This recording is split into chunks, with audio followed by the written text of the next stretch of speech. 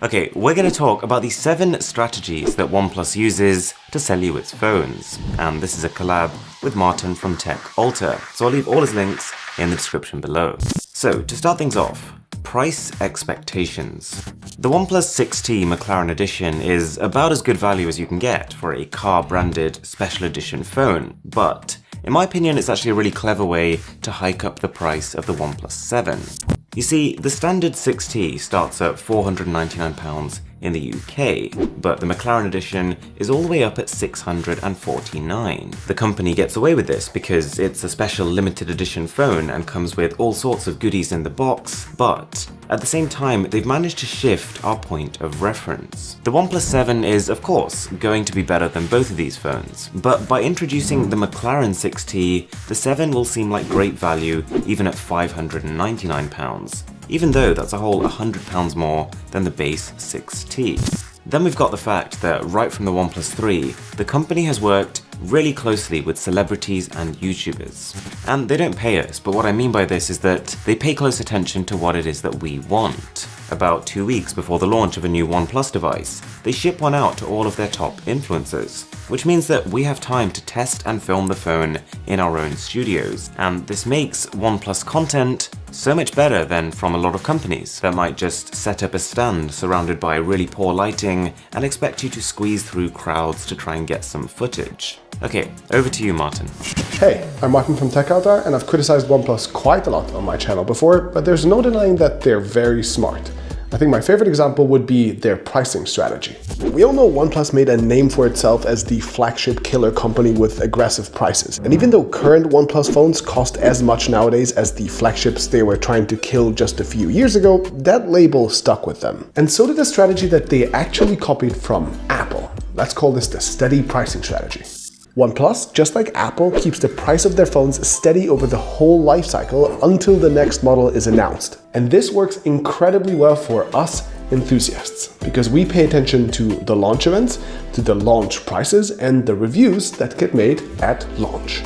Based on these, we label phones instantly as overpriced, or good value, or somewhere in between. And these labels stick with us over time. And first impressions last, so when people actually buy phones a few months later, they still think of OnePlus phones as the affordable ones, even though at that point comparable flagships often cost significantly less. And this is great for OnePlus, as production and marketing costs of these phones go down, and as they add special edition devices like the McLaren edition that actually raise their prices, they become more and more profitable over time while still being perceived as providing great value. It's kind of like the reverse of what companies like LG get, who instantly get labeled as overpriced during their launch and then actually have to end up selling phones at razor-thin margins during the majority of their life cycles. Alright, back to you, Aaron. Okay, so now I'm going to talk about something that we're going to call the color cycle. You probably know that a lot of companies make limited edition versions of their phones. Apple might do a product red every now and again, and Samsung has made some pretty slick color variants like the white Note 9, but none more so than OnePlus. In fact, for the 5T, the company launched with Midnight Black, and then within the space of 4 months, had already come out with a Star Wars edition, Sandstone White, and then Lava Red. By staggering the release of colors like this, they can continue to dominate the news cycle. If they had just dropped all color options at launch with this phone, people might have forgotten about it by the time the OnePlus 6 arrived. And OnePlus can only do this because they're such a focused company. Compared to a company like Samsung that's throwing out 50 phones per year, OnePlus pretty much just does 2. This focus makes it agile. OnePlus can make a decision, for example, to start production of a new color variant, and it could be implemented within weeks.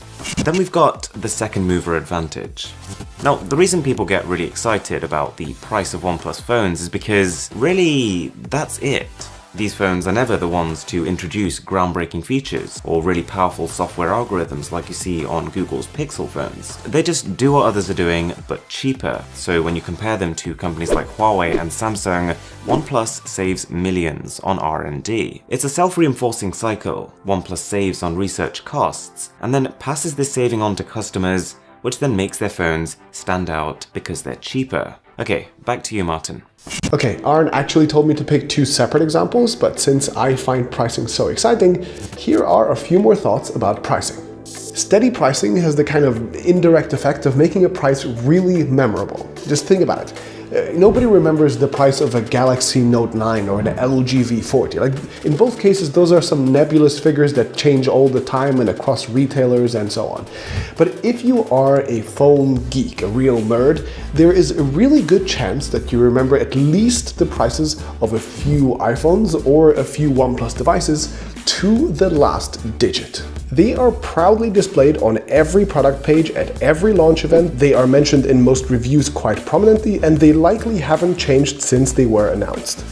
And if pricing is a key part of your strategy, either because you're Apple and you really want to appear as a premium brand, or because you're OnePlus and you want people to think that you're very affordable, then keeping that price steady really gets that message across effectively and makes it very memorable. And finally, discounts and these big price drops, they might work on the short term to boost sales, but they're really dangerous on the long term. They make consumers question the original price tags of these products, and they make it really hard for a brand to charge premium prices in the future.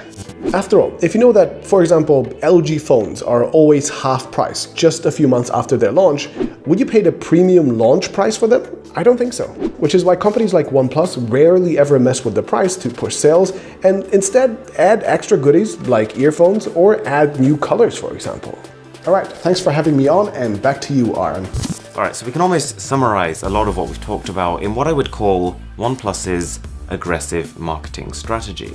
Right from the start, OnePlus has been all about revolution, destroying what came before, creating a new league. And to be fair, their first phone really did embody this mantra.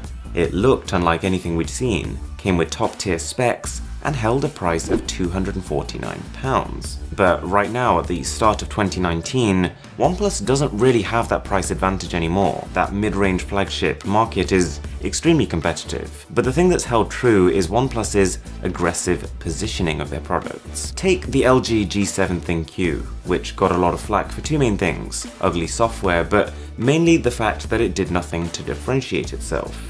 Here's the thing, if you really think about it on a hardware level, the OnePlus 6 and the LG G7 ThinQ are very, very similar offerings. The specs and design are close, they look almost identical from the front, and technically the G7 has 2 times the screen resolution plus a really cool ultra-wide lens on top. Even actually in terms of price, I was able to find the G7 for less. So what I think happened here is that OnePlus managed to differentiate themselves because of how they pitched their device. They put emphasis on the price and really sold the features in a clear way to people. They engaged celebrities and influencers and really used the second mover advantage to save costs at every turn.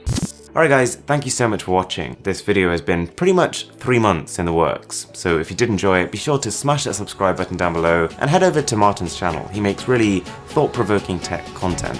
Alright, catch you in the next one.